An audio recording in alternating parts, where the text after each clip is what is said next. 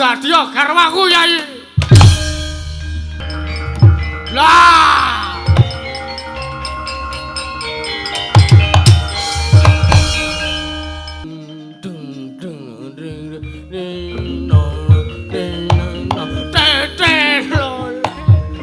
Oh.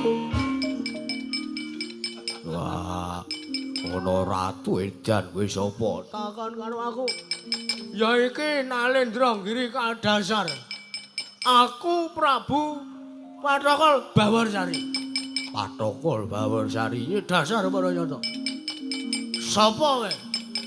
Takon karo aku Werkudara. Lah iki sing tak goleki Dewi Werkudara ya iki. Wah, Edan.